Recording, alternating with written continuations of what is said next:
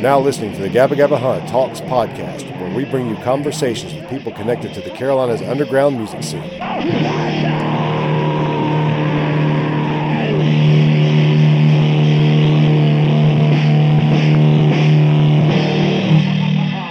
Hey there, and welcome to Gabba Gabba Talks, episode 6.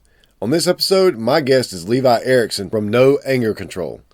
Now, this is not the last time that you'll be hearing about No Anger Control on Gabba Gabba Talks. I do plan to do other episodes with other members of the band, leading up to an episode with the whole band.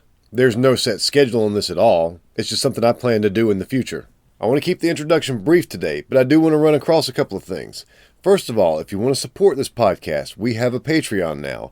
With that Patreon, you can get exclusive clips that I've cut out of these episodes. There are also other options over there if you want to support this podcast or the zine in any way. That's a good place to start. You can find that at patreon.com/gabbagabba. About that zine, I'm hard at work on it this week, and I'll have it ready for the Van Huskins, No Anger Control, and Trash Room show at Freeman's Pub in Gastonia, North Carolina on February 22nd. Now, because of that, next week there may be no episode of Gabba Gabba Talks. I will be recording an episode this weekend, but depending on where I'm at with this zine, I may need all of next week to get it ready. If that's the case, I will throw together an episode of Gabba Gabba Radio because I can do that in a lot less time. Also, remember to listen to our sister podcast, the Spit in My Face podcast. Over there, Frankie Pointless plays you the best punk rock you've never heard. And I play songs over there from North and South Carolina bands as well. New episodes drop on Saturdays at spitinmyfacepodcast.com. One final thing about this episode. Levi digitized most of the songs you're going to hear on this episode, and the quality is not that great, but when you're dealing with source material like this, sometimes you're lucky to still have what you do. So, we've made every effort to make these sound as good as possible, but you still will not be able to hear them as well as we'd love for you to be able to. And as I'm finding with a lot of these old projects, when it comes to cassette tape, your mileage is going to vary. Especially considering back in those days, we usually went as cheap as we could, because even back then, we were giving away music. Now that's enough from me this time. Let's get right on to that episode. I gotta say though, like, because I love. So one of the other things I'm doing different this year is, like, I'm not like sitting in front of this and looking at, like, you know, political podcasts or YouTube channels and stuff like that. You know, because the first story might be cool, but then, like, when I'm watching all these different shows and they're doing their same take on the same thing, you know, it's wasting my time. So I'm getting more into listening to podcasts, listening to music. Yeah. So your podcast and Spit My Face in particular, I listen to when I'm working out. So yeah. I got to say it's kind of weird because I'm hearing your voice, and I think, okay, I got to get on that elliptical. You know, I'm having a total association. I'll take that. Your voice and fitness go together for me. I'm glad you're listening to it. I noticed that you started listening to it, and you were early adopter of my podcast. I really appreciate that. Yeah, absolutely. And because I'm making it for people like you and people like us that love music. So it's great, and I'm glad that there's so much that's concentrated out of this area and rippling out. Yeah. You know, so, and that gives me, you're getting me caught up on a lot of stuff that I don't know about because I didn't grow up here. Yeah, well, that's what we're here to talk about. So what got you started? And I've seen pictures on Facebook you post, and you'll post pictures of you when you were 14 years old wearing some kind of punk rock shirt. I can't remember what it was. That's about the time I started to dip my toes into it a little bit. But I didn't get fully entrenched into punk rock until a couple of years later. Really, it took getting my license. They opened up a whole new world for me. Mm-hmm. So, you know, we found bits and pieces here between 14 and 16. But you were from, so where were you from, and sort of how did you get into it so early? All right, so I was living in Hot Springs, Arkansas. I went to the same school the entire time. We moved there. I think I turned 5 shortly after moving there, and then I moved away before I turned 18. Yeah. So I grew up in Hot Springs. And it's you can call it a small town. I think these days they've never moved the border, so the population sign reads the same as it has for 40, 50 years. Yeah. But the area has expanded. There's probably 100,000 people in the area. Yeah. And there may have been 50 when I was growing up. And it's a national park. The downtown's literally a national park. Mm-hmm. The historic bathhouse that's where all the gangsters would come down in the 20s and Babe Ruth and those early baseball guys, because of the natural mineral springs that bubble up. Yeah. All these bathhouses, going back to Hernando de Soto or even the First Nations people, it was a place where people would come to like, you know, bathe in the water and feel good. It comes out like, I don't know, like just under boiling. Yeah. You know. So growing up there, you had that component, but the funny thing was, like, that whole downtown area, especially when I left, it was like real seedy. And there's also a horse racing track that's been there since like the 1900s. Okay. Like I think the sign out front says like 1904. Yeah. Okay. Right. Yeah. So Early 1900s. Yeah. So it's that kind of destination. It was a big enough town with enough stuff going on that we had a good, like, it was called a bike house. It was like a bike shop. Yeah. That by the mid '80s, skateboarding started infiltrating in that shop. Yeah. So we were. They had ramps. Had, you know, a lot of cool, cool. ramps out there. Well, I got into skateboarding with my buddy Chris Wilson, kind of by accident, because he didn't ride the bus very much. We were on the same bus route, but he happened to be riding the bus this day, and so, oh, Chris, cool, you know, checking out like what he was looking at, because I wasn't really aware of skateboarding as a thing. Yeah. I've seen it in commercials, like a Mountain Dew commercial, like, and like Hershey's or something. You'd see, like, you know, with hindsight, like, oh wow, Tony Hawk was in that commercial. You know, he was like 16 years old, or, you know, or Tony Alva or somebody like that was in that Hershey's commercial. I remember being real small and seeing like footage of someone skating a concrete park. Yeah. And being terrified because if they fall, how do they get out? They can't get out of that, you know? So he was reading the Thrasher magazine on the bus. Yeah. And that made me realize it wasn't just something that was, because I thought like skateboarding or people that did tricks on bikes or any of that stuff were like circus kids. Like they were raised, you know, from a baby. Taught how to do this. Yeah, in a circus to do that, you know. That was just the notion that I had. But then I said, no, this is like a real thing. And then I kind of look at Chris and reflect on kind of like what he was wearing. I was like, oh, he's into that. This is cool. So yeah. So got into skateboarding, and that informed us about punk rock. Oh yeah, I mean, we were on the episode I had with my buddy Matt. We talked about how Thrasher was big for us, kinda, as far as introducing us to certain bands and those logos that we'd see later and just go, oh, I've got to get that record. Yeah, you know, and listening to that episode, like, so it's kind of funny. So much of that connected to my experience. If you reach behind you, you're going to find my cassette copy of Instant Club Hit. You'll dance to anything. That, yeah. I pulled that out. I saw that when I walked in. I was like, oh yes. I pulled that out to show you, but I think that was the first tape. Once I decided that I was a punk rocker, right? I think that was the first tape I encountered, and like, this is a real punk rock thing. Yeah. You know, it's kind of funny before all that, before the, you know, kind of getting into it with Chris on, you know, that day on the bus, I was into hip hop and rap. Yeah. Because my parents were split up, and my mom lived in Little Rock. I'd see her on the weekends, and you would just hear, like, in the apartment complex, you'd just hear all this stuff. And I would record Little Rock, like, hip-hop stations. So this is probably 1985. Yeah.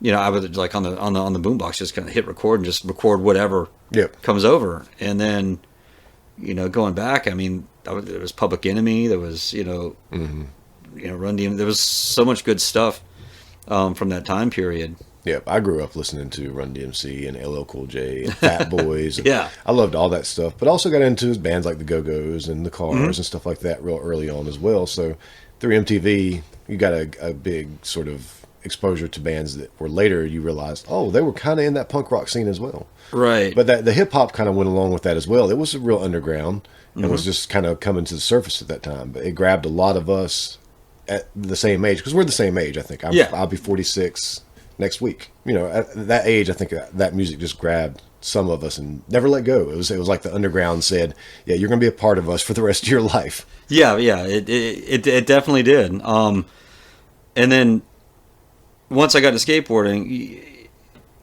I think we were starting to listen to like a lot of metal. And I think we were, you know, or at least, you know, that's it all started coming at that same time.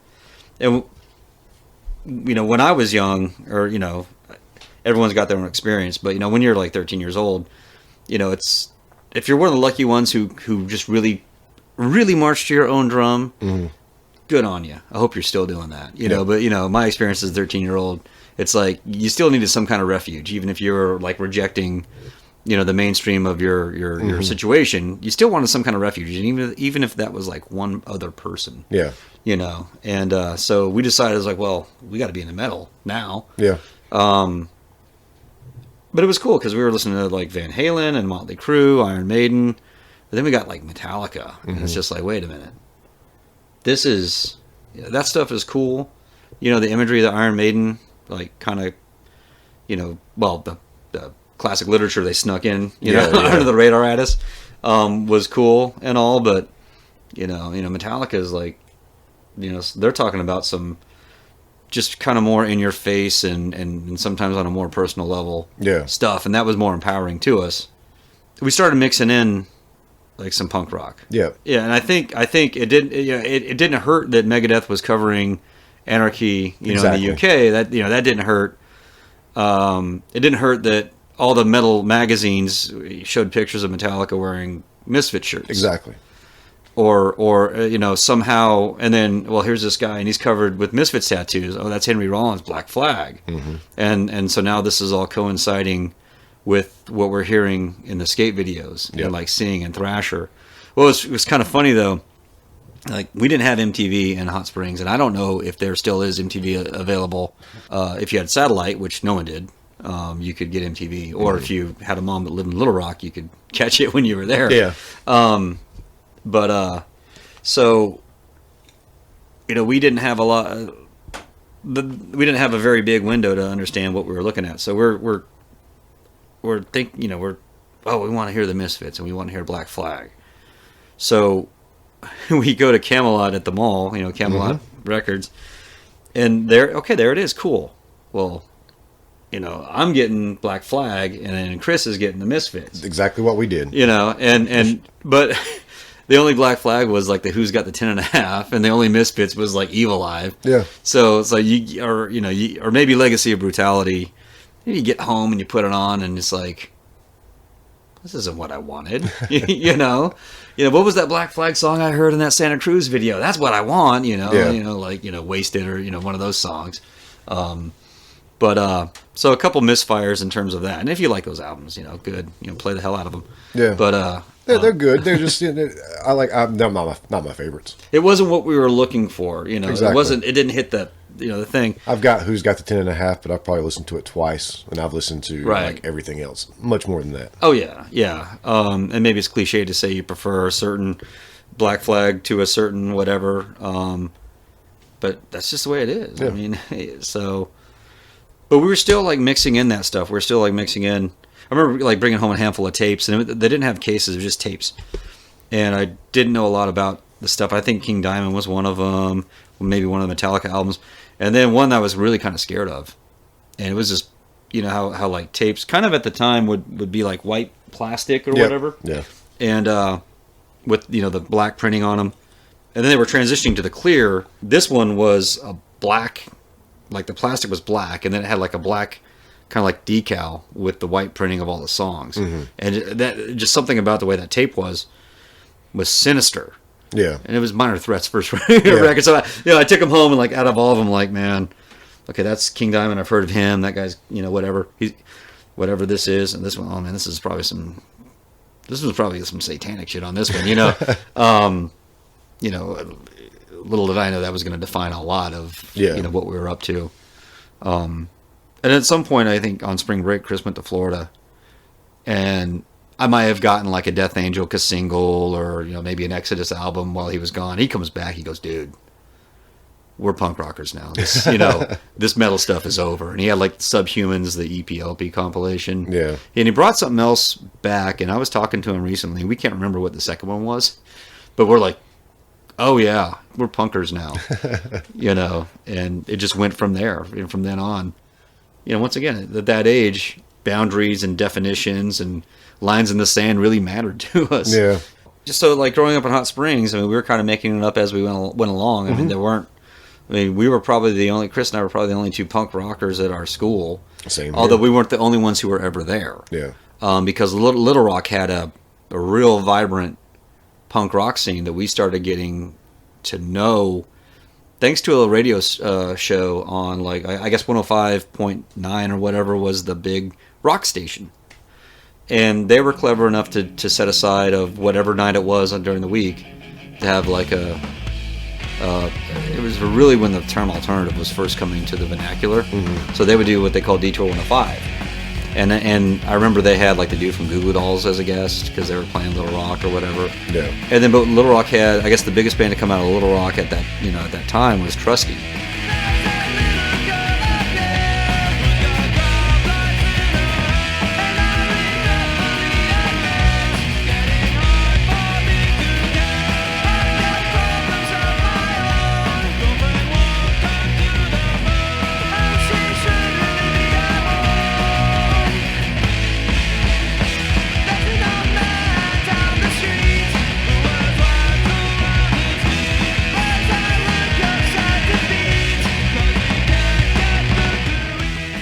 They had put out their own record. They were a punk rock band, and I think they ended up going on to be on Discord and stuff, like moving to DC and doing that. So they had that. I think that was one of the only times that Chris and I went to Little Rock, and we went to a record store like a Peaches, I think. Yeah. We both bought the same. That was the only time we let ourselves buy the same thing. It was because that was what we had to do. He was like, "You buy that one, I'll buy that one. We'll dub them together." Exactly. That's what we used to do. We'll divide and conquer. There were certain albums that we all had to have a copy of. Yeah, and Trusty, they had their own, 12-inch LP. Fuck yeah, we're getting that one. And because we already liked records, because Camelot was closing out their record. Yep. I went through a lot of that. So like 88-cent cutouts. I got Crumbsuckers. I got Crumbsuckers too. I think we all got the same ones. We probably got the same ones. Exploited. Some cool combat stuff.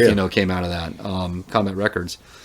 And I remember writing, and I showed this to Chris last week at the Cat's Cradle when I ran into him. I wrote Bobby Matthews, the guitar player singer of Trusty, a letter, and he sent me back a big flyer from one of the shows they did with Wrecking Crew at the Antenna Club in West Memphis, and they had just come off like a 3-day hitch with Jawbox. Yeah. So it was kind of neat that was like documented in that letter he wrote me back, and we were at the Cat's Cradle. His band was supporting Jawbox. At the time, so that was really neat. But and Chris's journey as he's grown, he's where those were dudes in a town over an hour away that we were never meeting. It's like he's on the same label there. He's on Discord Records and shit like that. And so they become his peers instead of like the older guys that we just kind of looked at from afar. But we had to make it up, in Hot Springs, and we had skate videos and Thrasher. Mm-hmm. We had Suburbia, the movie, and we had another State of Mind to tell us how to do it. Yep. So corny, but that's just the way it was. I think the people of our age, that's how a lot of us got into it, especially when we lived in those smaller towns where we weren't exposed to as much of it. We did at least, skateboarding was a gateway. Mm-hmm. Absolutely. Because how else would we have found out about that stuff if not for skateboarding? Yeah. And luckily the mid to late 80s, if that didn't have that popularity spike, it would have totally passed us by. Yeah, because if they hadn't got that popular, there never would have been Thrasher on the level that it was. Yeah. You wouldn't have been able to pick it up in Gastonia, North Carolina. Right. But we could pick it up in Gastonia, North Carolina, and probably even Kings Mountain. I probably was able to find it in Kings Mountain eventually, but because it got so big, that stuff was everywhere. I'm sure Trusty would have been in a band in Little Rock and the other cities, because would have had their thing. It just would have totally passed us by. So. Yeah. So what made you pick up a guitar and start playing, and what age was that? Oh, dude. Chris was already a good drummer. I don't think he'd mind me saying, but I think in 8th grade he got kicked out of band. And what the band teacher said, I need someone with brains to play drums. And it's like, joke's on you, motherfucker. Yeah. Chris has been on, he's, he's doing pretty good with his drums, let's put it that way. But yeah, it was just one of those things where it's like, we're doing a band. Oh, we're doing a band. Great. Who's doing what? Well, Chris is the drummer, obviously, because he can play drums. So everyone else just picks something that you don't do and don't have at the time. Yeah. So I'm going to play guitar. My dad plays guitar. I know there's a guitar in the house somewhere, an acoustic guitar. And that was kind of neat because as soon as I said, I want to play guitar, and like Dad's eyes lit up and, my teenage son's talking to me. Cool. Yeah. And, so he I started learning on the acoustic and got a hold of an electric and little Holmes, little 15-watt amp, I guess, probably. Yeah. And we were going to be a metal band, and of course I wanted, the guitar I got was like a Les Paul copy. Yeah. Which was cool because Slash had one, but I wanted Flying V. I remember seeing a PV Razor at a local pawn shop, and I want that thing, and one of those, like a more flashy metal guitar. Yeah, But it ended up being a real great guitar. But we played just him and me, just the two of us. We probably for the first year. Okay. Just limited gene pool. Yeah. We thought that maybe we'd grab a singer, and I guess we did. But bass player, where were we going to find a bass player? Because we're limited to kind of who we know in our school. Yeah. We're starting to meet people because we're going to the skate park at Bike House, so we're starting to meet other people. But I mean, once again, limited. We're the only two punk rockers at our school. There was probably two more at Hot Springs High, maybe another one at Lake Hamilton. Yeah. We may have had. At the height of Hot Springs punk at that time, there may have been a dozen dudes. Yep. This kid Brian, and his older brother was in those. He was in that band Trusty, so his older brother was like in the punk rock scene. Bircho was in Trusty, and so Brian was his younger brother. The kid knew how to play songs, and he showed me what power chords were and how to play power chords. And next thing I know, he's teaching me how to play like She from the Misfits, and he's teaching me how to play. Some Sex Pistols stuff, like for real. But I think the biggest benefit for me, I mean, that was a big help, but Chris was already a good drummer. I think if Chris was starting from scratch like I was, I don't know if it would have ever went anywhere. Yeah. I don't know if we'd be sitting here talking about that right now, but Chris, I had to like accelerate to get to Chris's level. When people are good at something, being around them can help you. Yeah, it does. So that was kind of a happy accident in that sense. Yeah. That was our first band, and then eventually, I think we're starting to get around 10th grade. We're getting better, and we run into this kid, Robin. It turns out that kid lives like right outside my neighborhood. And this is just one of those dudes that plays all instruments. He played piano, he did vocal, I think he was in chorus, and he had a bass. Yeah. And he had equipment and the know-how around this equipment. So naturally, fast forward to 2020, he's a cop. I remember like trying to get him into band and bring him over to Chris's house, and playing, because I don't think he really was into punk, or really had a good understanding of what it was. And I remember we played, I guess what we figured our best song was, and he just started laughing, and we're just like, what the fuck is up with this guy? And he was like, you know what? Okay, I'll play bass. Yeah. But we gotta go play at my house, which was cool it was cool for me because it was a lot closer. Yeah.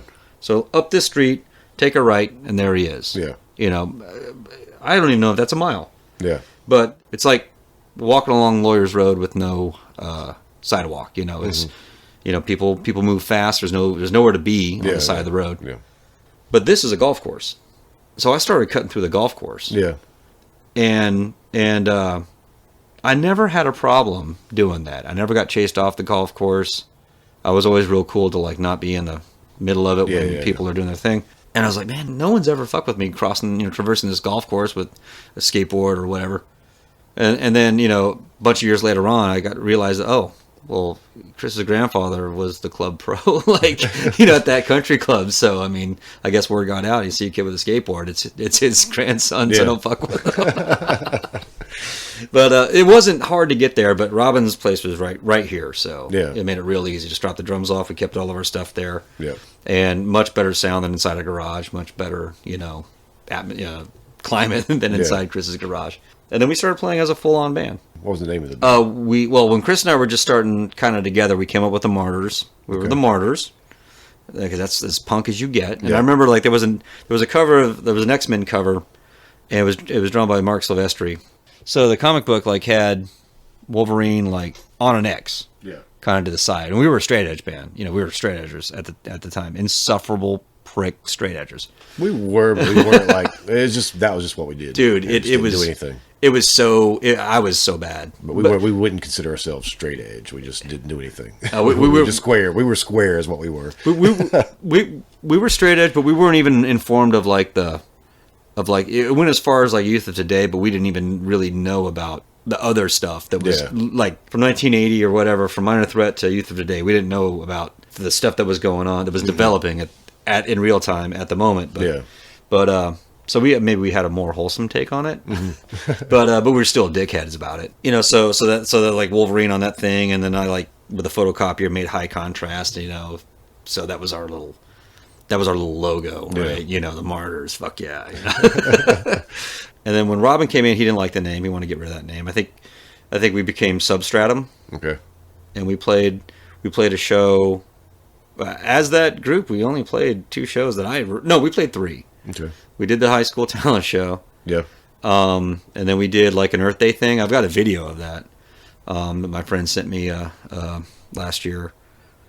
And then we like did the skate park. Okay. And to do the skate park, we had to like, in order to play because this time they moved all those ramps off that location, off the store property, the bike house property. Yeah. Because, you know, someone got hurt or something. And so we worked with the city, I guess, the skateboarding community. They took them over. They moved them out to a park area. And so we still had a skate park, which was awesome. Free, unmonitored skate park. We wanted to do a show there, and we had to spend $50 on an entertainer's license, which was like a big button like this with the city logo on it, and it said entertainer's license on it. And then I think until 10 p.m. you could do almost whatever you wanted. Yeah. It had to be displayed, so we put it on like one of the PA speakers. We set up at the thing. I think we played the 5 or 6 songs we knew. Yeah. And just fucked around until 10 o'clock at night, you know, making noise. But that, I think we called ourselves Substratum at that point. Yeah. That was the April, and then graduated, I guess, in June, and I moved away. And I think the whole thing kind of stopped from there. You know, I moved out to California, because by that time my mom had moved out there. A lot of her family has lived out there for years and years. Mm-hmm. And so my mom and my sister moved out there. So I was already starting to split summers. And, you know, spend summers, like the whole summer, and then like spring break and, you know, winter break, you know, in California. Mm-hmm. You know, all LA County area type thing. Yeah. A couple little towns over from Lance Mountain. Although I never ran into anyone cool. Yeah. You know? And then I finally moved out there and got a little band going. And we never recorded anything. Almost like Arkansas, we got a full band going, and then I moved away again. Mm-hmm. What did we call ourselves? I can't remember what we called ourselves at all. You know, but you know, it was kind of cool because you know, that area of like sort of Pasadena area of Los Angeles County. We started going to some of the last great like punk rock keggers, backyard keggers. Yeah. So this dude named James, he was in a band called YAPO, which stood for different things depending on whatever they felt like. Yeah, yeah.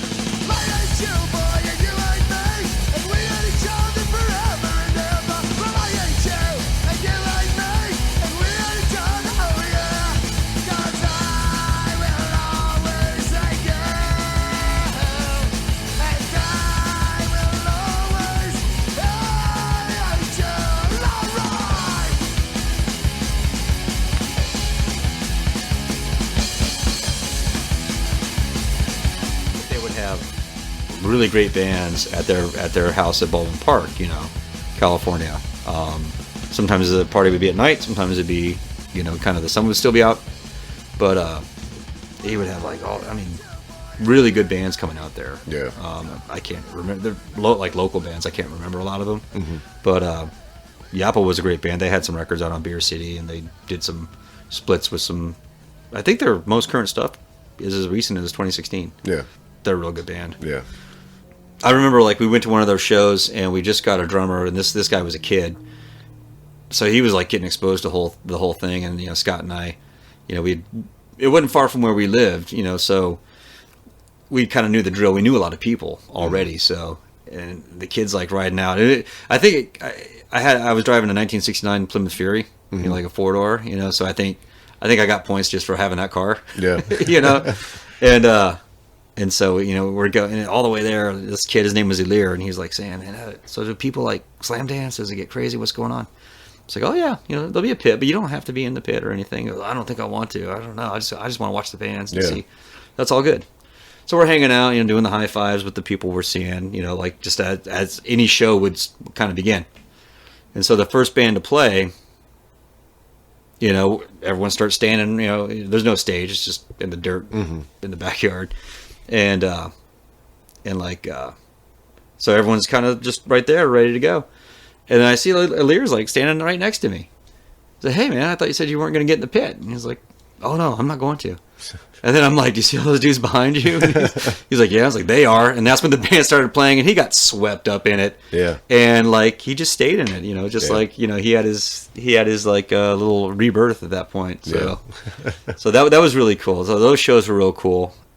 That may have been one of the very, very last ones before the whole plug got pulled on that kind of thing. Yeah. So we never got to play one, but it was cool being there and being a part of that scene. Yeah. Yeah. So, and then bands like Schlep Rock, which, I guess would be the San Gabriel Valley's version of Pennywise. Mm-hmm. I don't mean to say that like in any way to take anything from them. Yeah. Yeah.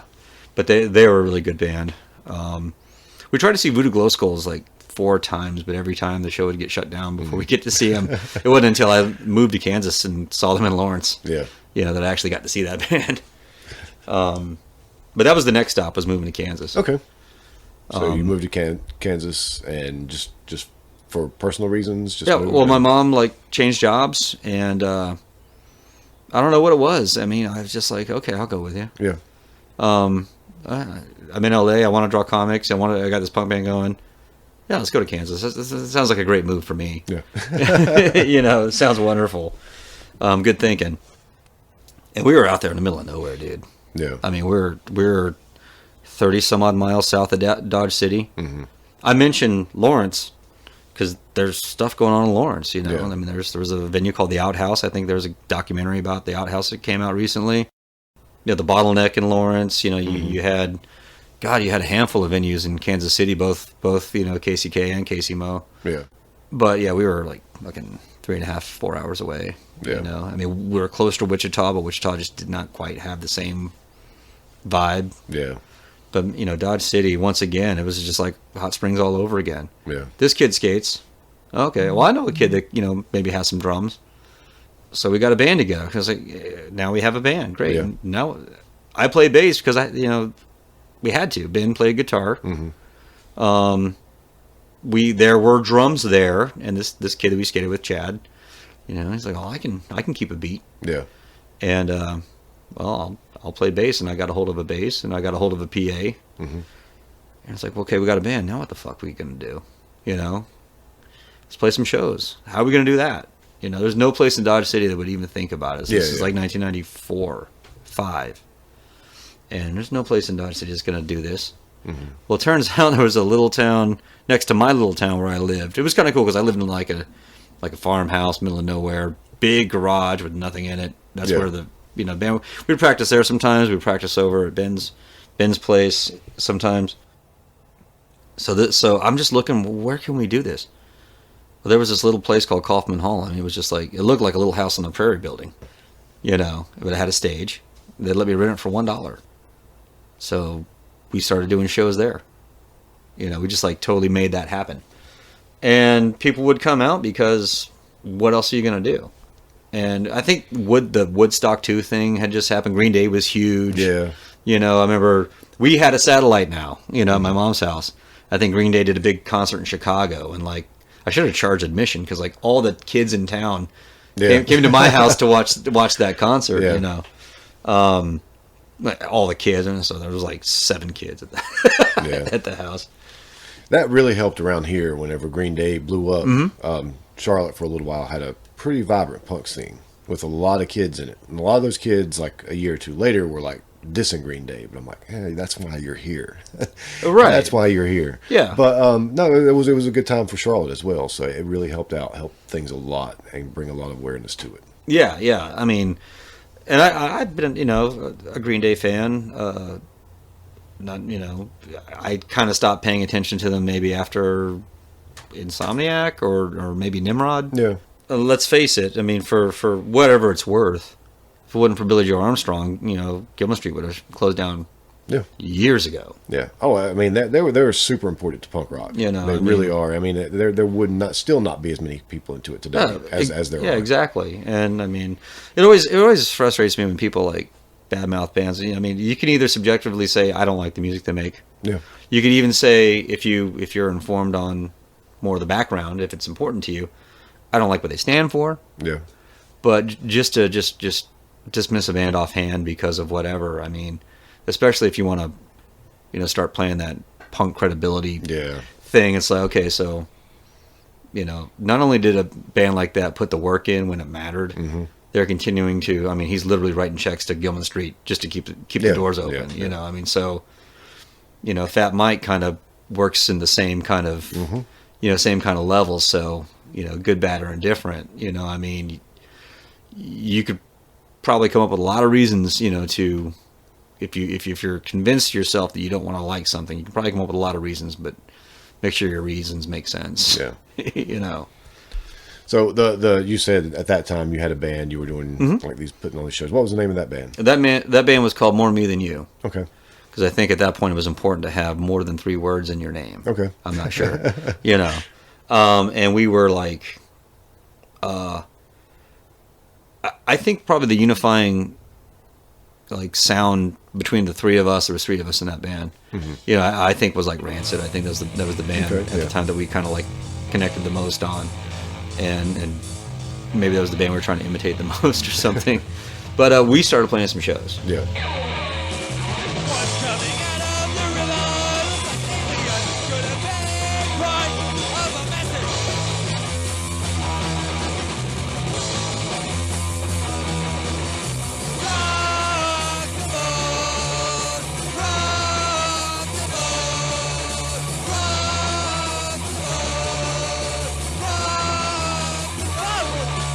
And so we started playing shows there. We started playing shows around. I know we went to Hutchinson, Kansas, which is not really that big of a town, but I think it's got some kind of college there. And we played with a metal band. That was kind of fun. I remember that. That was pretty fun. We brought that band back to our little Kaufman Hall thing. Yeah. And then a band from Kansas City or maybe Olathe or something like that called Simple Barney came through. Okay. And that was cool because they had a 7-inch. It's like, oh wow, this band has a 7-inch. That's so cool. How do we do that? And we went on a short tour, and it did bring us to Arkansas. And I don't want to get messed up because the very next year, I was on tour with the next band I was in, and we hit some of the same stops. Yeah. But it seems like we played Little Rock, and I think More Me Than You definitely played Hot Springs. Because by this time, Hot Springs, the downtown was so seedy. This is the indicator of how downtowns are. And we're talking, this is the national park. This is supposed to be the tourist destination. The kids, the scene, the locals, and there's a scene now, were able to rent a storefront downtown and make it just like one of these collective spaces. Yeah. They would have shows, movie viewings, all the things that sound great on paper but almost never work out in practice. But they had a space, and I think it was called Kayak with a C, and it stood for something about youth action, something or other. But we played with a band from Connecticut called Steadfast. They were really, really good, and they had a 7-inch out too. So that band did that, and I think we went to Oklahoma and we got to play with 15.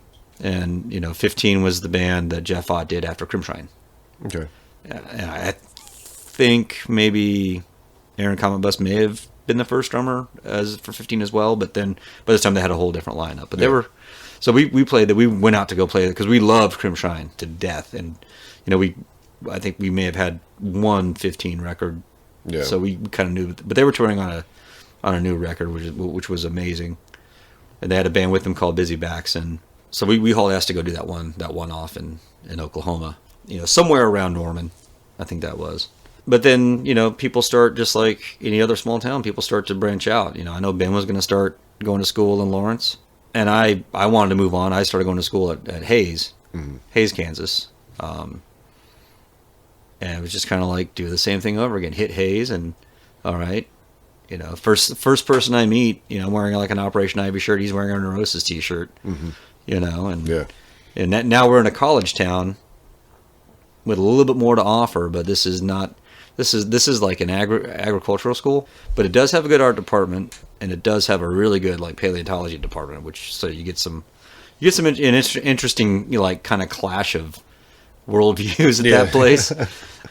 You know, especially for that time period. But you know, it was just kind of like the same thing. All right, it's like who could I meet? Who plays in bands? And the dude in the Neurosis t-shirt, you know, his name is Takehisa. He's Japanese. You know, he was studying in America, and he was into all that shit, like so much, and he's just like an amazing guitar player, you know, with this like you're all in or you're all out kind of like mentality, and that was the standard he held himself to. So if I'm gonna learn how to play guitar, I'm really gonna learn how to play this thing. Where I was more like, oh, I know the three major chords and power chords, you know, and I can down pick, you know, like forever. So I can't do that anymore, but I felt that's all I needed. You know, he had a different approach. So we started a band. We borrowed there was a very established alternative band in Hayes, and they were called Bring Back Joel. Okay. And they went and they played CBGBs once, and they recorded somewhere in New York, you know. Yeah. And they had a big following there, and then years later they'd moved to Florida and developed a pretty big following there too. But their bass player, this dude Marshall, great bass player, great dude. He wanted to play with us too, so we shared him. Yeah. And then we got a drummer once again, small gene pool. Drummers are always that freaking, you know, the hardest. Yeah, the hardest find component. Those drums from More Me Than You somehow ended up in my possession. I know I started out being a guitar player. This band ended up being called Bipolar. So I started being the second guitar player and vocalist. I remember Taki once saying, "You need to pick one." You know, because you're not, you know, that good at either. But when you do both, you're like, and you know, he was kind of like, "I've got guitar covered." Yeah. So that's how I started just doing just the straight up vocal thing. Okay. But eventually, I'd have to do drums and vocals. Okay. Just because how things roll.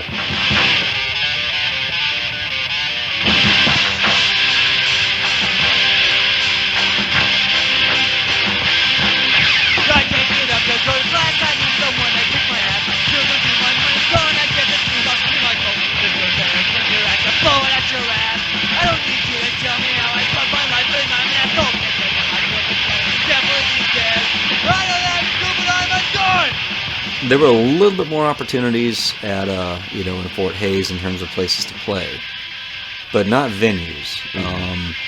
The venues hadn't caught on to like having people having shows at this point. They would still have like dance nights and stuff, but we could see the potential. But for us, and there was this coffee house that opened up, so it was like 1995. So coffee houses are like a real big, you gotta have a coffee house. Yeah. I mean, my God. And I think we were talking to them, and they were kind of going back and forth and whatever. And, like downtown Hayes, Kansas, it's a nice looking downtown. There just wasn't a lot. Most of the storefronts were, closed. And we're like, well, shit, they won't work with us. The time's not right to approach like these bars. Fuck, what are we going to do? And then just like, well, shit, the National Guard Armory. Let's go check that out. Yeah. And they were down. Mm-hmm. It was just like, okay, sure. I think it was $30. Yeah. To rent the motor pool. And so we started having shows there. We had some pretty damn good shows. That band Steadfast from Connecticut, I stayed in contact with them, and so their tour that summer, that I put them up. We did a show for them. There was a ska band from Lawrence called Ruska Bank. We had them come through. Mm-hmm. But the real thing that really kind of got things going is our band went out on tour. And we kind of did this thing where we went up to like Appleton, Wisconsin, and then we came back down to Austin. Okay. And kind of all parts in between. Yeah. So that's where we got acquainted. It was in Missouri, Joplin, Missouri, with Blue Moon Records. So Blue Moon Records was the label created by this guy, Evan O'Mara. And a lot of you listeners out there, whether you know it or not, you've seen Evan, and you've seen his band, The $8 Experiment. Yeah. If you've seen the movie SLC Punk. Okay. Yeah. So they're the band that is in that movie. Okay. They're from Denver. Yeah.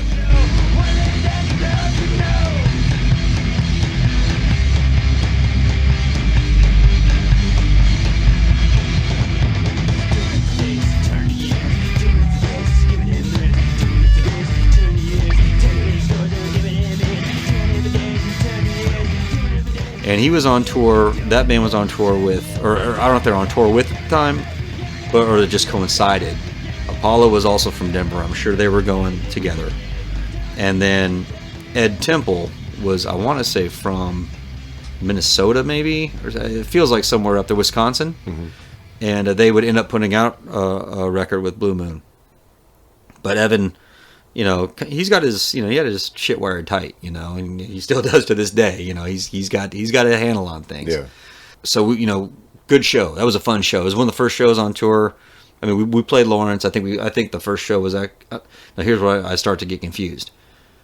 I don't know if Bipolar played the Bottleneck in Lawrence, or if More Me Than You played the Bottleneck in Lawrence, because we just timed it with the open mic night, you know. So it's not like we were booked there, but you just played there. We played there. Yeah. You know, we got to play there.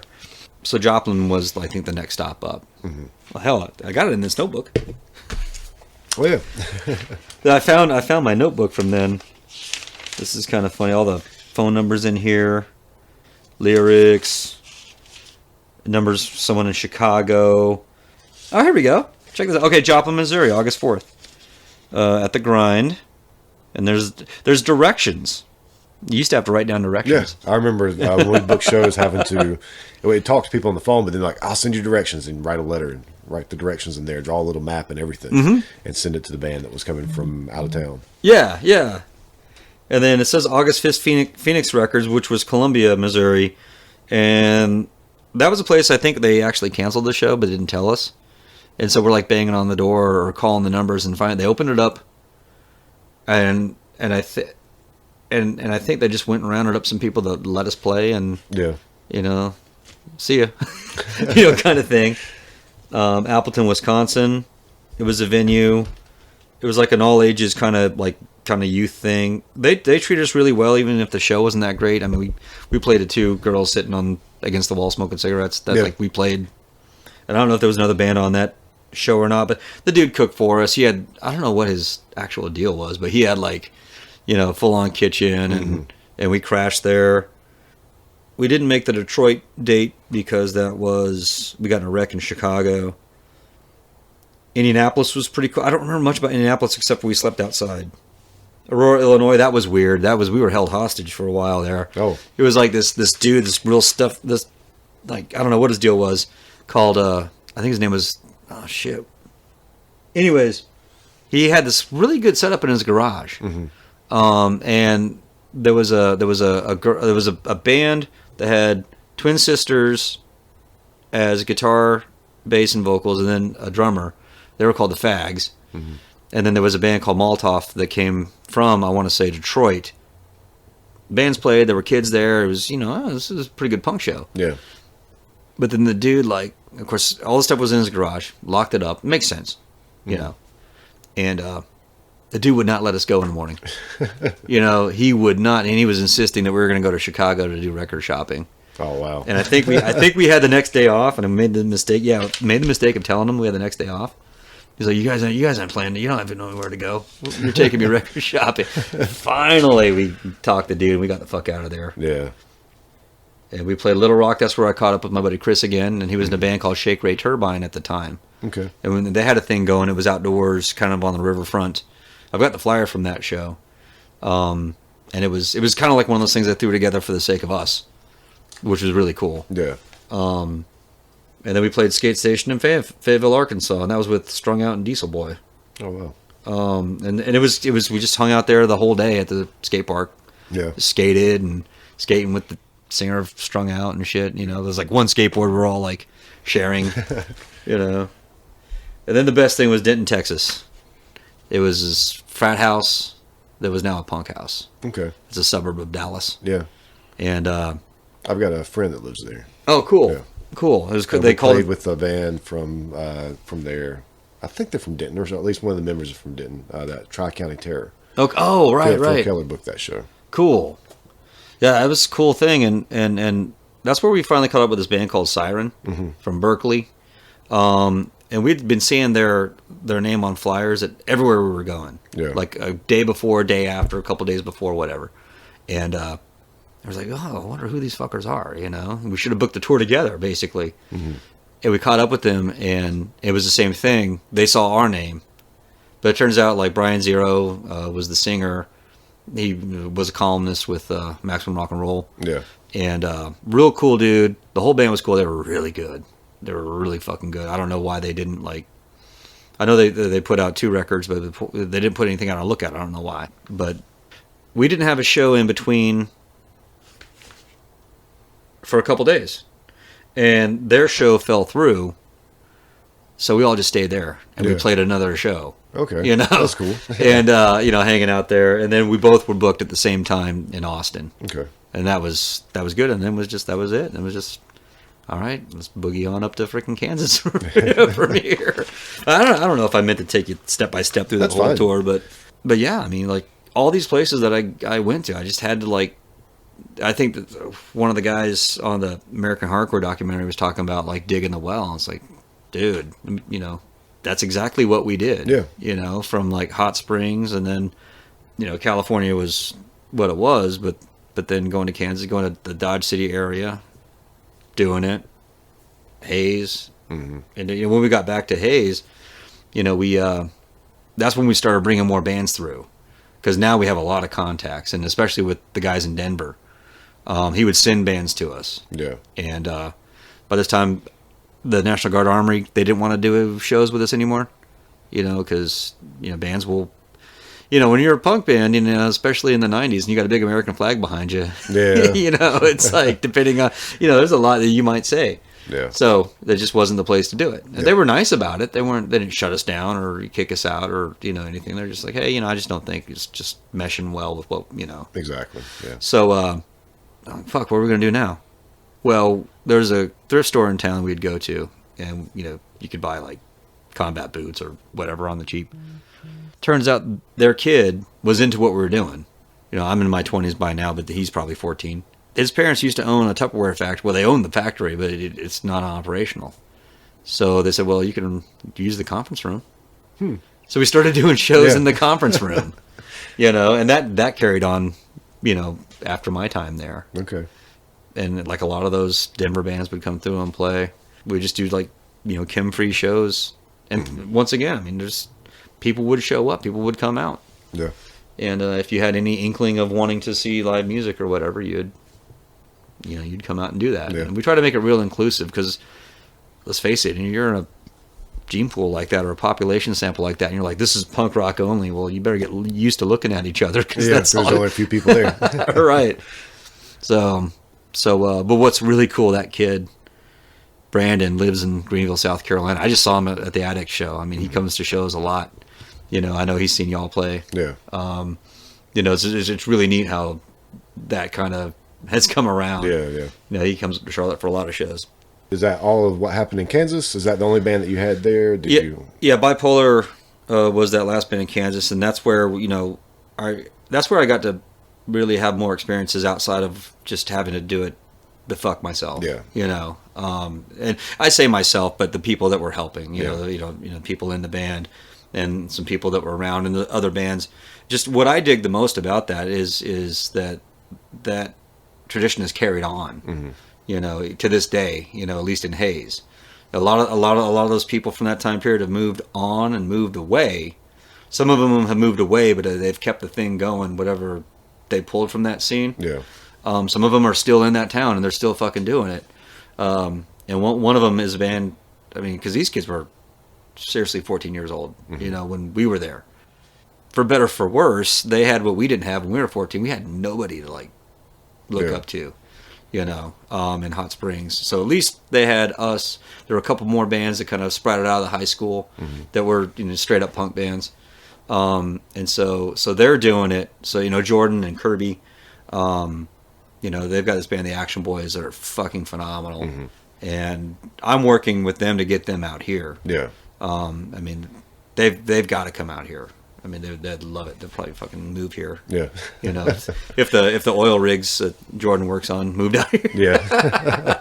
But yeah, so it's really great that shit's still like going. Yeah. But yeah, from there, my wife, the girl I was with at the time, she graduated college, moving back to New England. So I was like, all right, let's get in the van, let's do this. Yeah. You know, let's get the parakeet and the cockatiel and the water dragon and that fucking frog, and let's go to Maine. Did you move to Maine? Were you involved in music at all in Maine? Yeah. Yeah, I was writing songs and I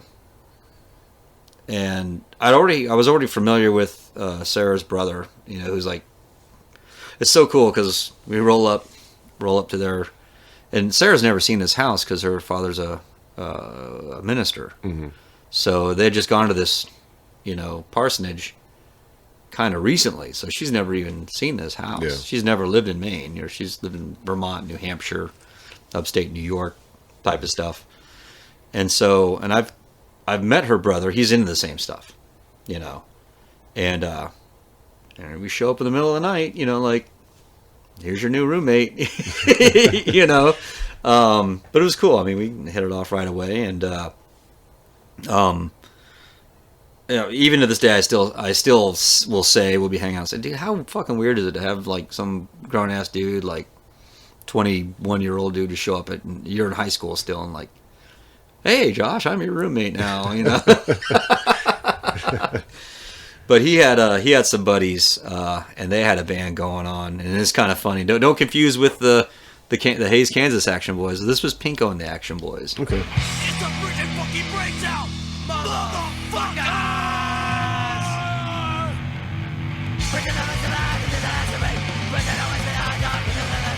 What does it do comply? This will that Dork's got deep. Everyone from the sea, Fred, fucking swimmer. Break it down, break it down, break it down. Breaking down,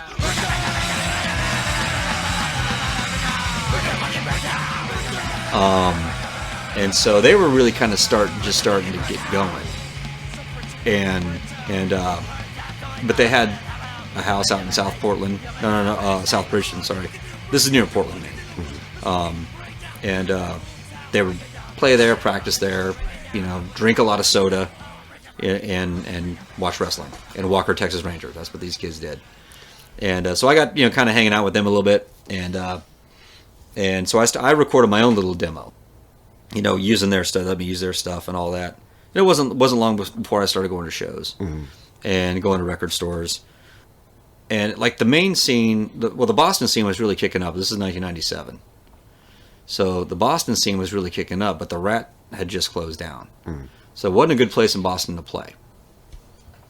So everything filtered up to Portsmouth, New Hampshire, called the Elvis Room. I think Portland had an Elvis Room, but I never went to it. I think that branch, like it's a bank, you know, that location closed down before I got there. But we had Geno's. Geno's is like the milestone of Portland. You know, not there anywhere near quite as long, and definitely the bar in town where if you need to get drunk at 10 a.m., that's where you go. Okay. You know, on Brown Street and in Old Port, you know, area. Really terrifying stairs to get down on a good day if you're stone sober. But that's where we started seeing bands. Big Meat Hammer was like the band in that area. And I'm not quite sure. It seems to me that they would have, you know, connected with Anti-Scene, you know, in the coming and going throughout the year. Yeah. These were all the older dudes. And that was the band. And so I guess the prevailing kind of scene was kind of like this, like G.G. Allen-esque, you know, kind of take on punk. And there were some really good bands that were going on. I was all about like melodic stuff. Met up with some dudes, and they're still in high school, so but they kind of lived out in the county a little bit. But we shared like a lot of the same vision, and Jeremy was and is just a fucking amazing guitar player, you know, on a level that I've never hit. So we got with him, and I think we pulled. I'm not sure if his buddy Drew came in at that point or not, but there was this woman, London, is, you know, old punk lady. I mean, you know, she's like 30. you know, oh my God, you know, I'm like 21, 22, you know. So she's playing bass, and this girl Kate was supposed to be the vocalist, and that didn't last very long. Because you know how that is. I mean, there are people who want to be in bands, and there are people who want to say they're in bands. Yeah. Once again, the drummer thing was. Yeah. No matter where you go, that's always the hard part. Yeah, absolutely.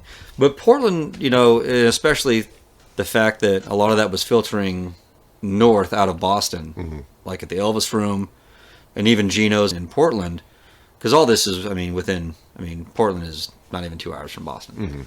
So we got to see so many bands, you know, from that time period, not just from the New England area. I mean, the obvious ones would be like Dropkick Murphys, The Unseen. We played with Global Threat for their first show out of Augusta, Maine. You know, so for those of you out there thinking Global Threat's a Boston band, they're a Maine band.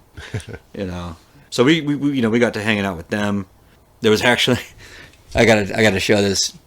The Commonwealth. I saw that when you were went back in there. I was like, oh, Commonwealth. But I was like, no, that's not our Commonwealth. No. I remember there was another one. Maine was kind of fractured though. It was kind of weird because you had the Portland scene, and that was probably a little bit more like in with the kind of the Boston scene, and then you had like Bangor, Augusta, maybe Lewiston, Auburn, and this was like your, I don't know, like anarcho like punk oriented, and they really didn't want to have anything to do with anything that was going on in Portland. Yeah, you know, or they, you know, kind of didn't give a shit about what was happening even south of that, which was kind of neat because they really, you know, a lot of punks preach a lot of the stuff, but you know, when you realize it's kind of like a cooperative kind of farm thing that they're doing out there, it's like, wow, that's really neat. Oh yeah, you know, but so getting exposed to like, you know, bands like that, you know, when they're playing small rooms,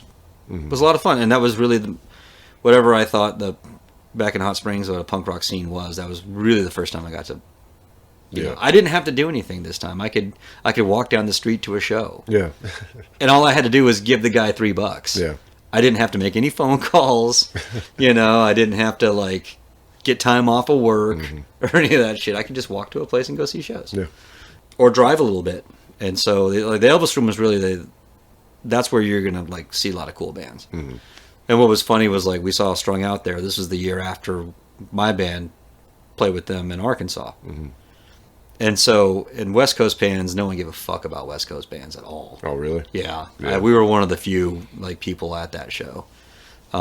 Great show. They played fucking great. Yeah. Kind of like Charlotte. You know, the thing that strikes me about Charlotte is like any band can like get signed, get a contract, go on awesome tours, do amazing stuff. You come back to Charlotte and no one's going to like, just say, oh, did you have a good tour? Okay, good. Great. You know, and not in a spiteful way, but just kind of like, you know, dude, don't, you know, just whatever. Yeah. You know, Charlotte's got a neat way of kind of, you know, keeping it real with people. Yeah. Even if you're like a band that people love, you know, members of that band form a new band. Yeah. Guess what? It's not that band. Here's Tuesday night. Yep. You know, exactly. Have fun playing Tuesday for the next bunch of months. We learned that. That was one thing that really surprised me, and I'm glad it worked out this way. But when Van Huskins got back together, I'm thinking, oh man, you know, it's been a little while, but people still remember the accidents. Yeah. So you know, we'll be getting these shows. People will be coming out. Nope, Tuesday night, 3 people show up. Next show Thursday night, 5 people in the crowd. Like, oh, so we got to pay our dues again. I get this. Okay, this is good. Yeah. And I enjoyed it. I mean, it really was. I think, like I said, I think it worked out for the best. I think it was the best thing for us. Right. If we came back out and played and a bunch of people showed up and we got Saturday night shows, we probably would still be playing now. I don't know. It probably just wouldn't have worked out in the long run. Yeah. It would all happen differently. Right. And we played, I mean, No Anger played, you know, we played every show that we could play around town. You know, I mean, you know, we did. I remember the first time we played Common Market, and it was raining, so we had to play inside. Like I remember, like John going, "Oh, this is great, playing in a grocery store." You know, what's next? The DMV? You know, but it worked out great. It was a lot of fun. You know, but it's you know, it kind of has that way. You know, and like the New England scene at that time kind of had that way of like, you know, kind of like, all right. We get your West Coast stuff, you know, but that's not, you know, you're here. This is Boston, not LA. I mean, and that's fucking for real. And I use the term Boston as a kind of a more encompassing term, because New England, just you the know, area. at that was the dominating force. Yeah. That was driving everything, and there just wasn't really a good place to play in Boston at that, for a little while at that time. But yeah, the Elvis Room in Portsmouth was like, we saw the business there, and it's not any bigger than any venue here in town. Saw U.S. Bombs there like 3 times. Yeah. Now that they gained a following. Yeah. They gained a huge following. They were good, though. They were really good. Yeah. And then all the bands that maybe people never heard. I mean, think about Boston bands, Dropkick Murphys and The Unseen and A Global Threat, then, maybe you didn't hear about, I think a lot of people's probably heard about the Bruisers. Yeah. But just the cover of that first 7-inch, that was taken in Portland, Maine. Okay. So the Bruisers is probably another one, but like the Showcase Showdown is a band I don't think people really, they didn't get their just dues. Yeah. They were one of the few bands that didn't kind of have that kind of tough thing going on, They were fucking awesome. And then you had like, I think Toxic Narcotic. I think people heard about Toxic Narcotic. Yeah, their name sounds familiar too. Really all good. these names I'm sure I saw in Matching Rock and Roll at some point. Yeah, 30 Seconds Over Tokyo. Those were kids like out of time. They're like time travelers. It was like 30 Seconds Over Tokyo. I mean, are you sure that these guys aren't like 1983 Boston? You guys are kind of, I remember talking to the drummer of Dropkick Murphys, Matt, one of those shows in 30 Seconds Over Tokyo, and we were just talking about, like, dude, this is just like, how are they doing this classic Boston hardcore thing so well, because can they even come in the club? I don't know, so Tommy and the Terrors, and then bands from Maine, Corporate Death Squad was definitely one of them. There's a band called the Tumors that were older dudes. I mean, these guys had to have been like 35. I mean, they were so fucking old. Yeah. Back then. It's funny, like, I don't know if you've heard of the Vampire Lesbos or not. I think they get lumped with, like, out west more. But they had this weird thing where they would split time in Portland, Maine. One thing I can say about Portland that really had it going for it, we had a great by the hour or monthly lockout rehearsal place. I think it was $8 an hour, full room. Another couple bucks you could rent a Marshall. You could another couple bucks you could rent a PA. Yeah. Split. So book 2 hours worth of time, you might be coming out of pocket like $6. Yeah. Depending on if you want to haul your gear or not. They would also do some recording and some shit like that, but that having a space like that available, was just like, that I think that facilitated a lot. Maybe there weren't a lot of bands right at first, like my first couple of weekends, it may have been like Big Meat Hammer and kind of whoever, but then that started like blossoming and venues started opening up or making themselves available. The Asylum was a place that there's no fucking way in hell they'd even think about having a punk show, let alone anything else. Next thing I know, I'm just about to ship off to boot camp a couple years later, and like Dropkick Murphys are playing. Okay. I was like, I saw Fugazi in there, Agnostic Front, the Queers. Of course, the Queers were a New Hampshire band anyway, so. Yeah. And I think they had a pretty good record on Hopeless at the time, so they were playing around a lot. They'd play the Elvis Room, and they'd come up to Portland and play. Joe King is Joe King, Yeah. He might say hi to you. He might tell you to go fuck yourself and mean it. Yeah. I've heard that about him. I've seen him several times, but I've never actually talked to him. Yeah. Well, we had a drummer at a time that like came up with him, like in all the goods and bads, And I remember going to, this is a kind of a cool night. So the Queers are headlining. I think John Cougar Concentration Camp was also okay, and I think they were sharing members at the time too, so that makes sense. But so we went down to the Elvis Room to see them, and Pete was in the band at the time. Great drummer. I want to give a shout out to Pete Weber. And he had a good background, solid background just in the music scene in Portland, and then even now, I mean, he's still out there playing. But so we went down there, and it was cool because we're standing in the crowd watching the Queers go, and like Joe's like, "Webbo!" like stops the song and points at Pete, "Webbo!" and and carries on. So we all get to hang out a little bit, after that show. But we haul ass back after all that's done, and that was when Black Sabbath with Ozzy like went on Letterman or something, like for the first time in I don't know how long. We got to Pete's apartment to see them go on stage, to see them introduced and go on stage. So that was pretty rad. You know, just how it, you know, like interconnected, like all that kind of crap was. And all the time I'd been in Kansas and stuff, you know, knowing about bands like the Queers, and even though you try to tell, oh, you know, it's punk rock, we're all the same, it's still kind of neat to have that opportunity to drummer my band's tight with Joe King, so that was kind of neat. But all those bands that came out of the area, that the people like Pinkerton Thugs, that's another fucking band that, like, I don't know what happened with them, but they were so good. I mean, so good. And the first record's good. Second record, I think they were officially broken up when they put the second record out. It was just like, holy fuck, you know. Something about if you can get past the second record as a punk band, then you know you'll probably never break up. The band that I was in was Don't Hit Your Sister. Okay. Which we formed with London. She was the bass player.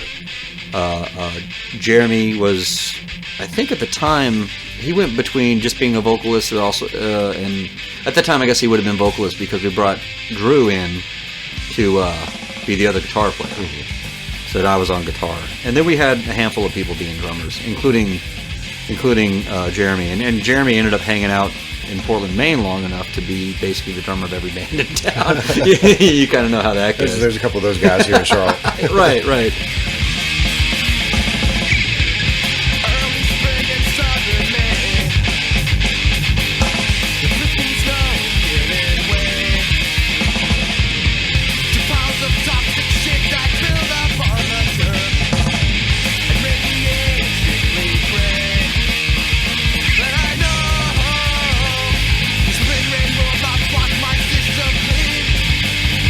So with this direct action, time to ride my bike and suck. But we would get shit because we had a much more melodic thing, you know, take on it. That was kind of like our.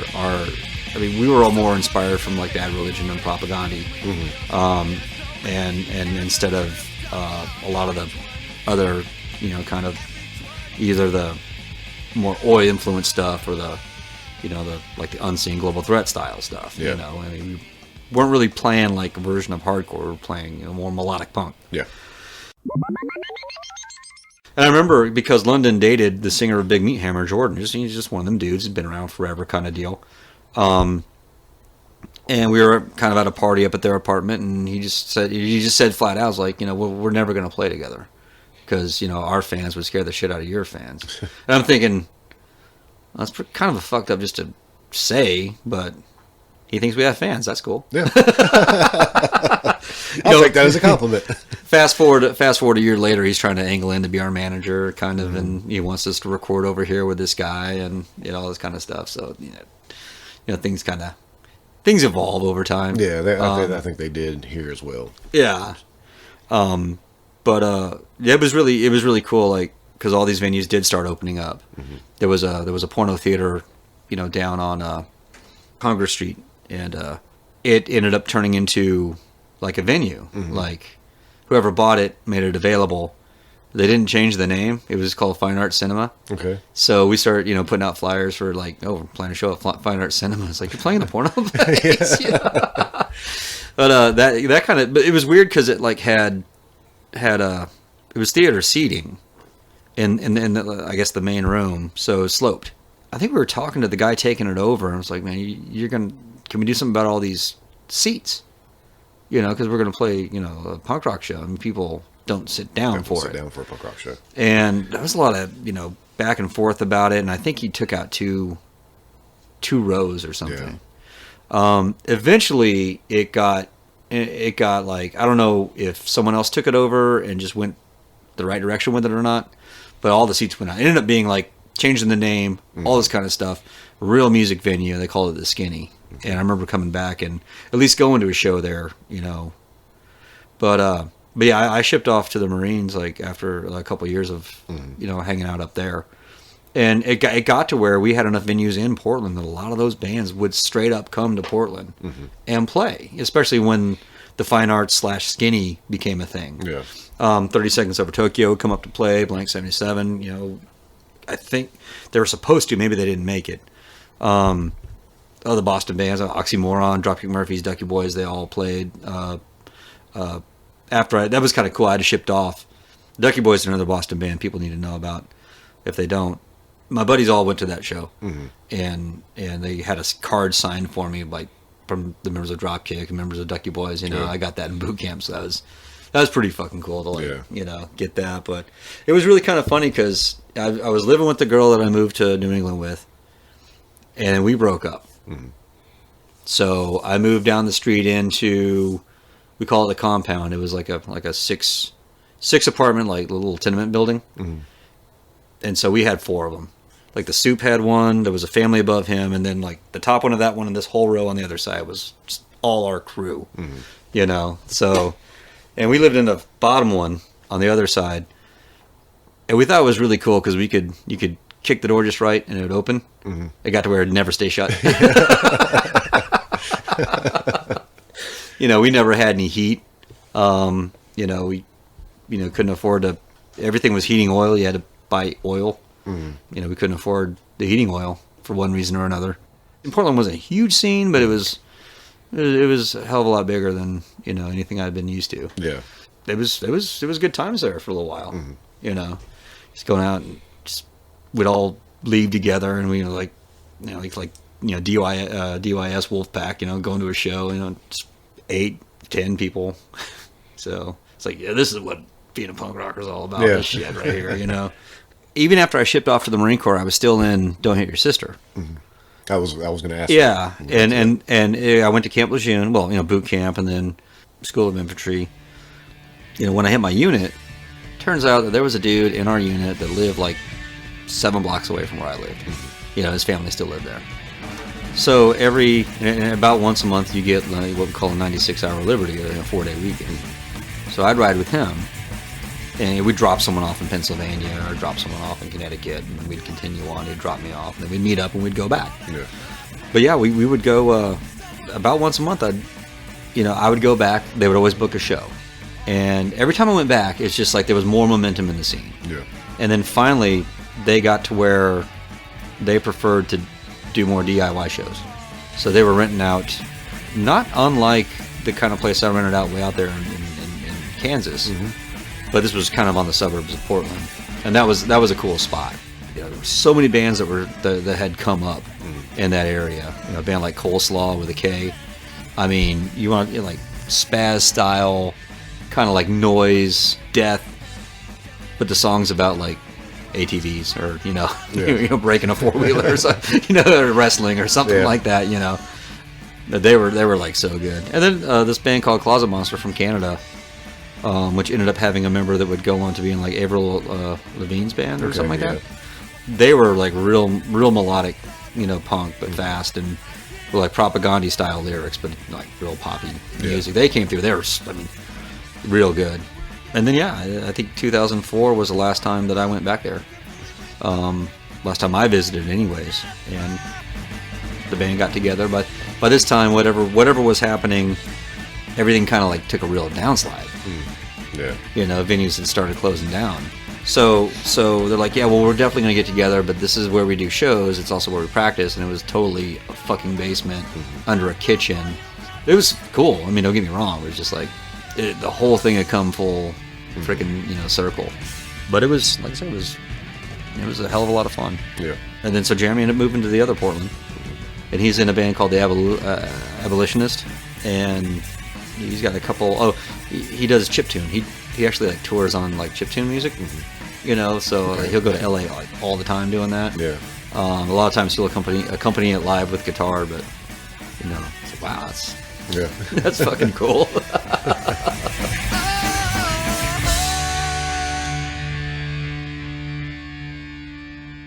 But yeah, when I came here, I got out of the Marines in 2007, and kind of once again, I mean, where are Sarah's parents living now? Charlotte? Okay. The options were to stay in California, maybe Hot Springs. But my dad, you know, had his own contracting company, and there was talk of us like, you know, maybe you can come and learn the business and you know, return to the hot springs or whatever. I wasn't too big on that. And he was kind of worried about it too. I mean, which is probably a good thing because when the economy kind of tanked, things got real hectic for him for a while. But Charlotte, looking at Charlotte, 2007's internet, painted a really, really wonderful picture of Charlotte, But it was kind of neat because I had already started, there was already resources out there, and I was starting to like put ads on Craigslist or whatever, looking for members for a band. That was like the first priority, was like, I'm looking for members for a band. But I did it again, didn't I? I mean, I was 19 years old, living in, LA County, wanting to do comics, I was making contacts in that industry. I was wanting to be in a punk band. So let's move to Kansas. Good idea. Yeah. So here I am again, like 20 whatever, late 20s, and I want to be in a punk band, and I want to, I guess do all the things. Living in Orange County, all right, well, let's move to Charlotte. But we had a child this time, and one of the factors for us was that we both got to grow up around grandparents. Mm-hmm. My parents are like to the winds, so looks like a neat place. So let's go there. I immediately started getting responses back. Got here in November and shit, early November, and it was still November, and we had our first band practice. Yeah. As when it hits.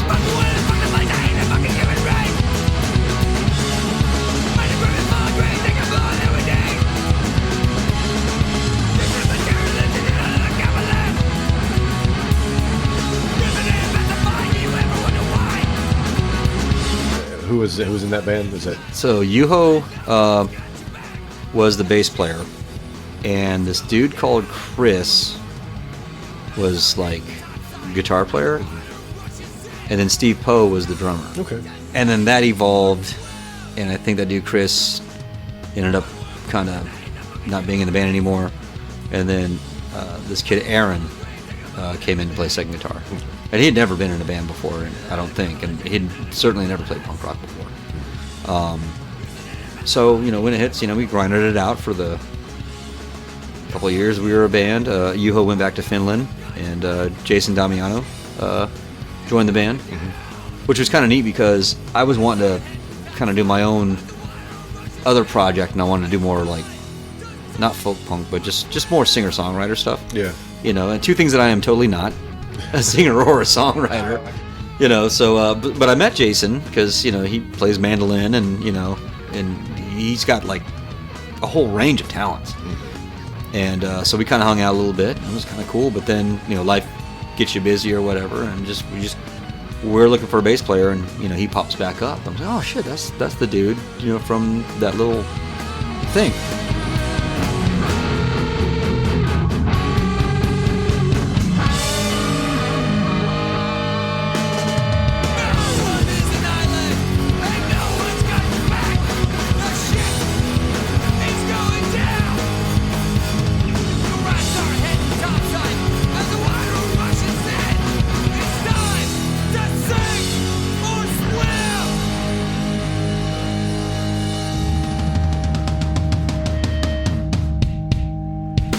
When It Hit stopped being a band, I'm not even sure when. I think it was 2010, maybe 2011. I can't remember. Then Jason and I started getting back together just to hang out. I brought my amp over. We just made noise, played along with covers, that kind of stuff. I'm like, man, this was fun.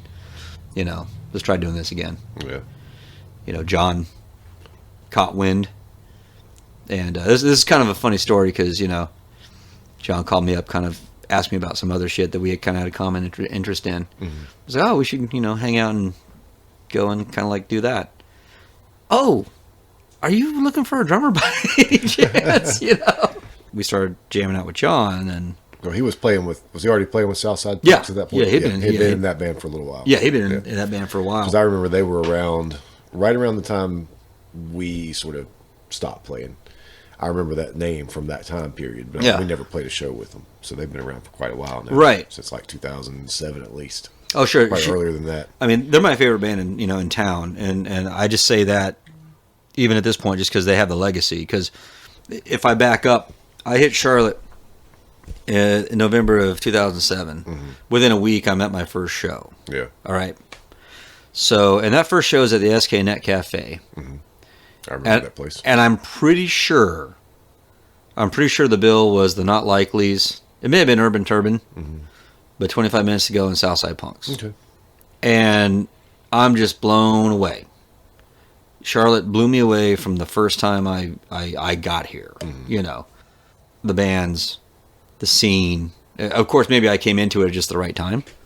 You know, in terms of like the SK Net and getting to see those bands, you know, and just watch, just take the whole thing in. And it was just like, I was like, wow, this is cool. And then the Milestone, I think, was the next place I went to. Yeah. You know, I was like, yeah, you know, this is what I'm looking for. The quality of the bands that I was getting, you know, when I was, because I didn't have, maybe at the time there wasn't a really good way to share that kind of stuff on the internet, MySpace. I don't know. Yeah, MySpace was going around that time, and it was a way, but it wasn't the most efficient way. Right. So I came in maybe knowing about some places. I think I knew about. Of course, when you're miles away and you're looking for, hey, what's near, you know, X, and they're going to give you all these things, and you come to find out New Brooklyn Taverns, you know, 100 miles away, you know, and it's not really like the same area necessarily. Yeah, at the time, and I think Snug Harbor. I think I went to a show or two at Snug Harbor at the time as well. But it really seemed like, obviously, the SKNet and the Milestone were the places that were really popping off at that time. Yeah. And it was awesome, and I couldn't wait to you know, like get when hits like going and starting to play shows. It was recently that Jason dug up video of the, like, I honestly believe it's the first When It Hit show ever. I know for a fact that he dug up video of the first No Anger show before TIFF. Yeah. It's kind of hard to watch. It was kind of cool the way she came into it, because we had already recorded that demo, and we had already played a show or two, and they had seen the Bamps. They were really impressed. I didn't go to that show. We were kicking around the idea of getting a singer, and after they saw the Bamps, we're like, man, you know, a singer like that's what we need. And because I don't want to do vocals, and you know, neither does Jason. Yeah. Turns out she was in. That all stopped happening. She moved to Charlotte. So, you know, but she kind of like did the audition thing for a bunch of weeks. I think the last audition, so to speak, was at we played the Money. Was it called the Money? In Rock Hill. Yeah. Yeah. And she came. Well, did she do the whole set or not? I can't remember. It was really funny because it was like this Christmas party thing, and it was a free show. And it's just a matter of like, here, this piece of paper on this side, these are band members. On this side, these are just whatever I get. I don't know if they're doing. We didn't get any drink discounts, I'll tell you that.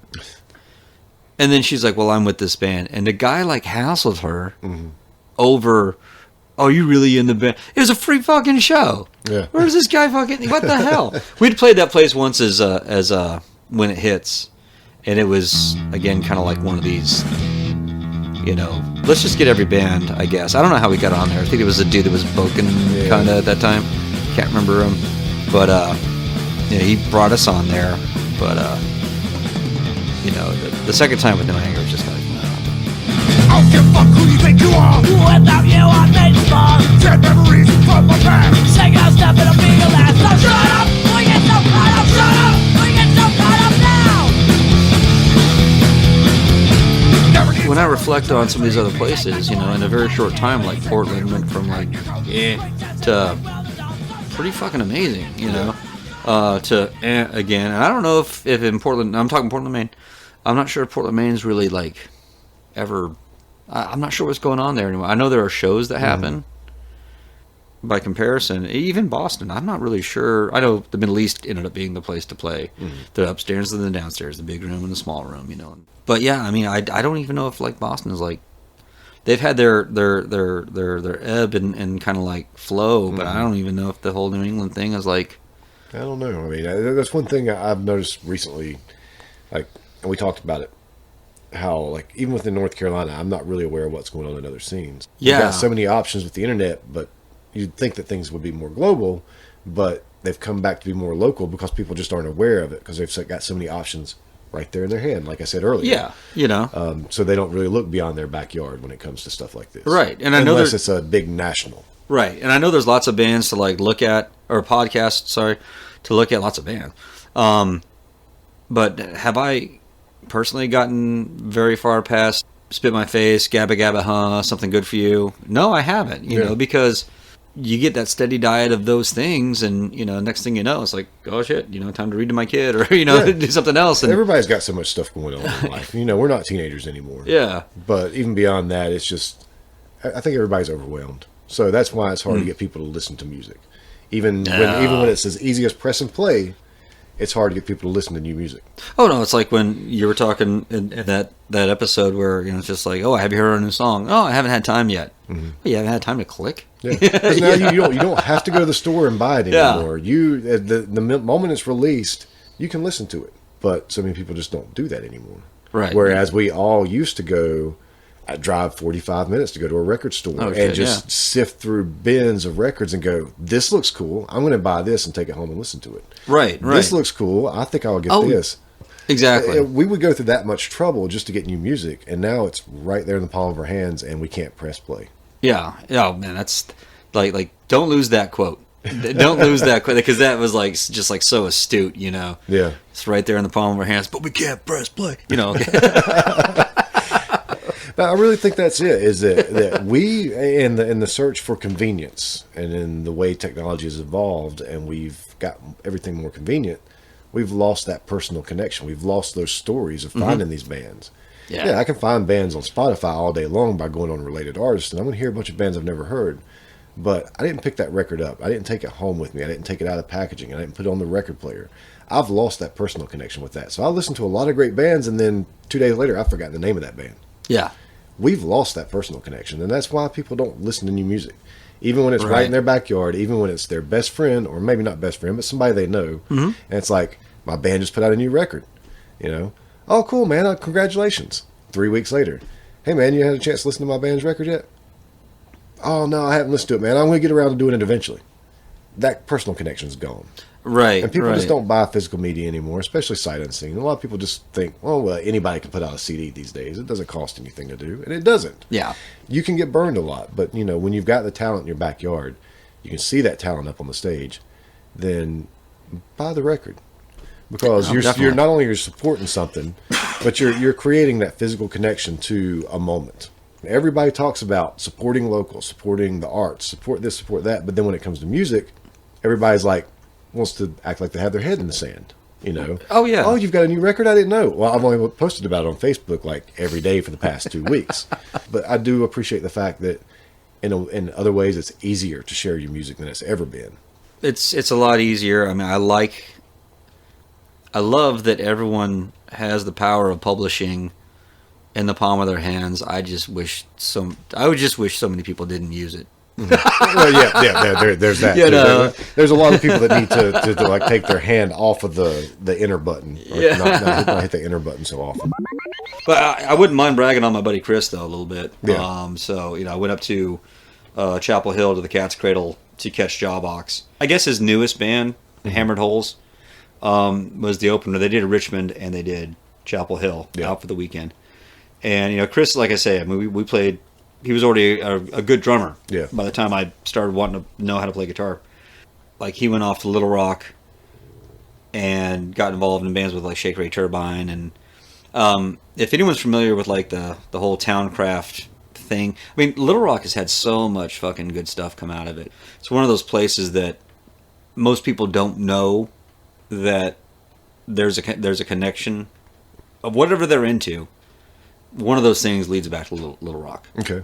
You know, since 1997, Green Day's touring guitar player. I mean, he used to be in Chino Horde out of Little Rock. You know, he's still in the band. Yeah. Iconoclast. Yeah. You know, so Trusty went up to DC. You know, Chris.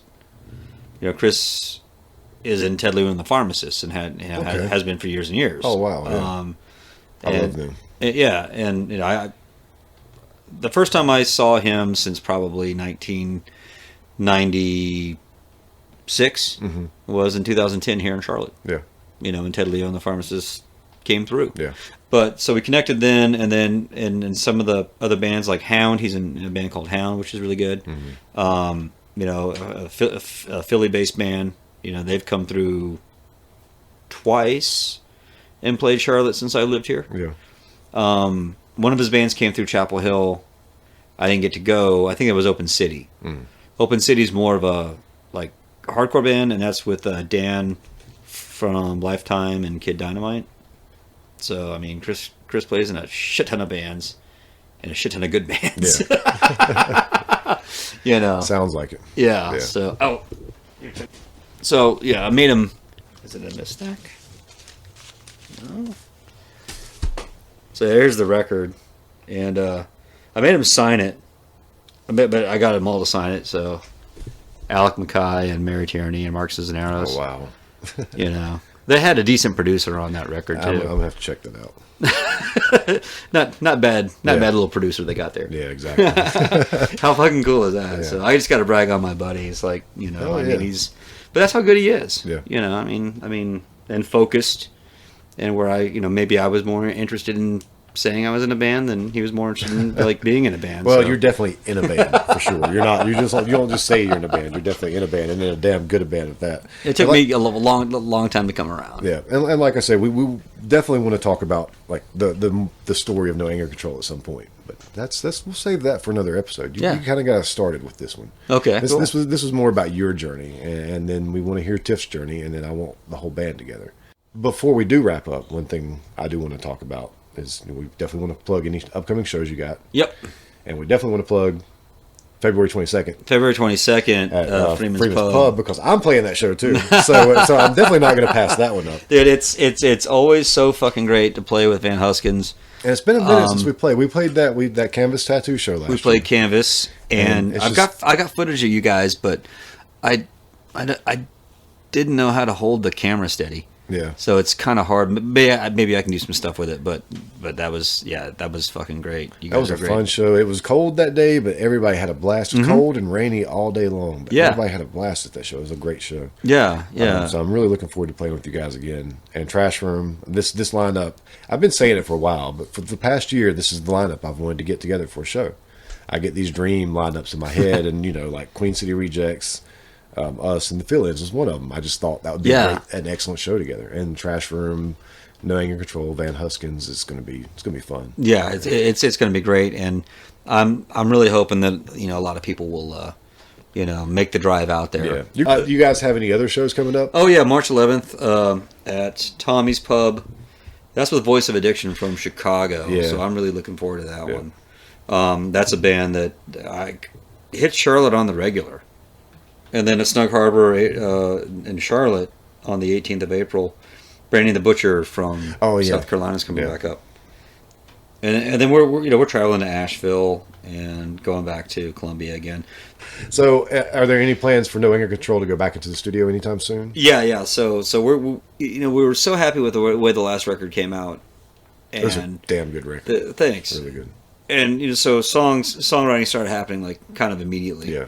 It's great because Jason's kind of the primary like songwriter in terms of music, and then Tiff is the lyricist, and all that. There'll be rough draft of kind of like songs, or at least here's maybe a main verse, riff, and chorus, and so they just like compile like all this shit, and then we're just pulling out of that and just like making them into songs. Yeah. And as they go, we're playing a new song on the 22nd. And I think like our approach is it's really neat because we already had this conversation and then started listening to your episode with Brandon. Yeah. It's like we're gonna do like micro releases, micro albums or whatever. World War X's been doing that for a while. I've really appreciated the way they're always throwing stuff out. Yeah. 4 songs at a time. I mean, it's an EP. Call it an EP. But dropping those small recordings, and we've got the technology to do it. Just wanted to be part of the pack. Shit goes down, no one has your back. You've been breaking laws, breaking jaws. Now they all say that you were the cause. You knew it was wrong. But you did it anyway. You went along. You were led astray. You knew it was wrong. But you did it anyway. Now there's hell to pay for the hell you raised.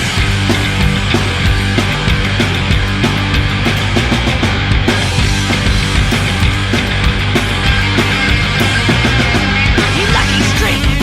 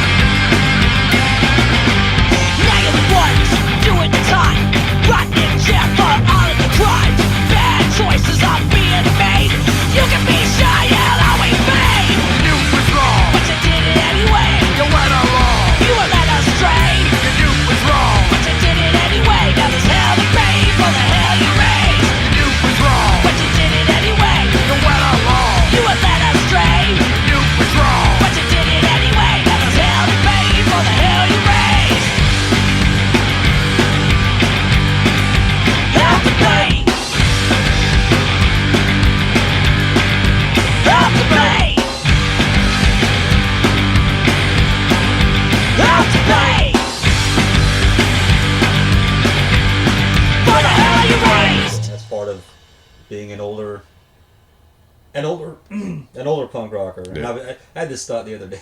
It was definitely after both my kids were kind of like not having their best day, and I'm like, being a punk rocker when you're 14 is like, man, parents suck. And being a punk rocker when you're 45, no, kids suck. I totally get that. They just Totally. don't get me. It's the same thing. It's just the generations are reversed. Yeah. This has been a Gabba Gabba Hunt Media production.